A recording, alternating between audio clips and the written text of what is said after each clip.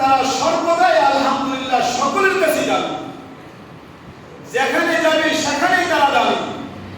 কোন এমপি মন্ত্রী যদি আমাদের এখানের মধ্যে আসে আর আল্লাহ না করে যদি কোনো জানাজা তৈরি হয়ে যায়, এমপি মন্ত্রীকে বলবে না মন্ত্রী সাহেবকে জানাজা নামাজটা পড়ান, নামাজের সময় হয়ে গেছে, মন্ত্রী সাহেব আপনি কি করেন আসর মাগরিবের নামাজটা পড়ান, কি বল।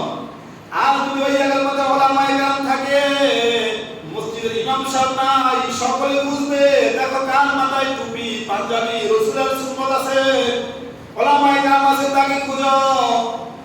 মহল্লার মসজিদের মধ্যে কুটি থাকলো, তাকে কেউ সামনে দিবে না, দিবে কাকে? কোরআন যার সিনার মধ্যে আছে তাকেই সামনে দাঁড় করিয়ে দিবে। কেন? একমাত্র কোরআনের সম্মান আর আজমতের কারণে। আল্লাহ এই জন্য বলেন উতুল ইলমা দারাজাত, আমি আল্লাহ তাআলা তাদের মর্তবাকে আমি আল্লাহ বাড়িয়ে দিব। একদিন আর দুই দিনের জন্য নয়, চিরস্থায়ীভাবে আমি আল্লাহ বাড়িয়ে দিব। এই জন্য সম্মানিত হাজিরিন, এই কোরআন যার সিনার মধ্যে লাগছে সেই দামি হয়ে গেছে। এই কোরআনের মধ্যে 50 টাকা গজের কাপড় লাগার কারণে ওই কাপড়টা অনেক দামি হয়ে গেছে।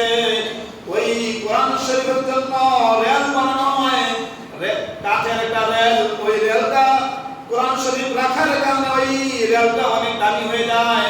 কারো ভুলবশত যদি ওই কোরআন শরীফের কিতাব অথবা রেল যদি পায়ের মধ্যে লেগে যায়, সঙ্গে সঙ্গে কি করে চুমু খাইতে শুরু করে, আস্তাগফিরুল্লাহ খাইতে আস্তাগফিরুল্লাহ বলতে শুরু করে।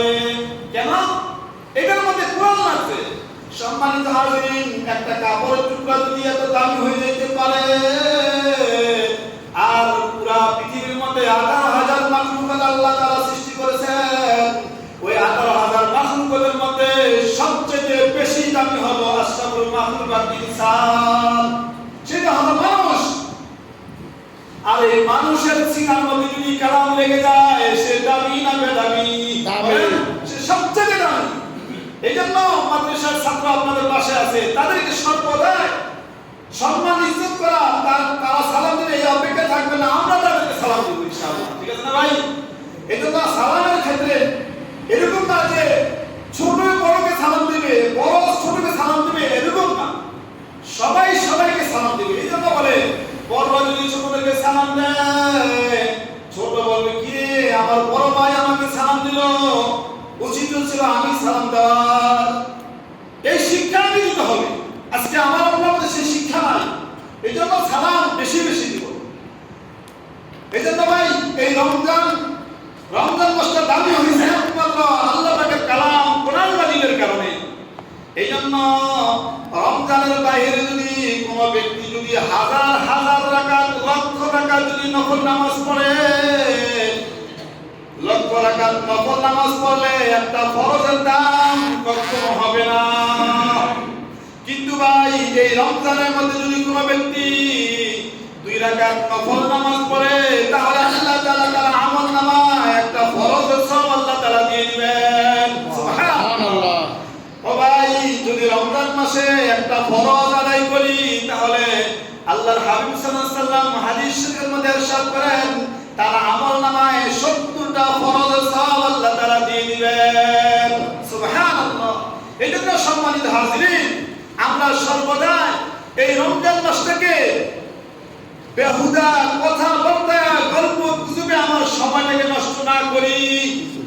ও ভাই এই রমজান মাস আমি রোজা থাকলো চাই নাও থাকি, রোজা থাকি চাই না থাকি, কিন্তু এই মাস করম সর্বদাই থাকবে না। আরেকটা সপ্তাহকালে দেখবেন ঈদের আনন্দের উৎসব শুরু হয়ে যাবে, এই রমজান করম ভাই থাকবে না। এই জন্য এই সময়টুকুকে আমি কাজে লাগাই। হতে পারে আমার আপনার জন্য আজকে শেষ জুমা হইতে পারে, আগামী জুমা আমি যে পড়তে পারবো এটা গ্যারান্টি কেউ দিতে পারে ভাই? না। গত 2 দিন আগে তারাবি নামাজ পড়ছে, ওদিকে বাতাকান্দির দিকে এক ছেলে যুবক, আমার বন্ধু ভাই, মামতো ভাই, সে তারাবি নামাজ পড়ে বাড়িতে গেছে, যায়া হালকা কিছু খাবার খায় শুইছে, রাত 12টার দিকে বুক ব্যথা করে, গড়বড় করে, বমি করলো। এই 5-10 মিনিটের মধ্যেই হসপিটালে আনতে মারা গেছে। হসপিটালে আনার পরে ডাক্তার মৃত ঘোষণা করছে। মৃত্যু ঘোষণা করছেন ভাই আমার আপনার হায়াতটা কচু পাতার পানির মধ্যে, কচু পাতার মধ্যে যদি পানি রাখে ওই পানিটা যেরকম টলমল করে আমার আপনার হায়াতটা ঠিক এরকম। এই জন্য সম্মানিত হাজির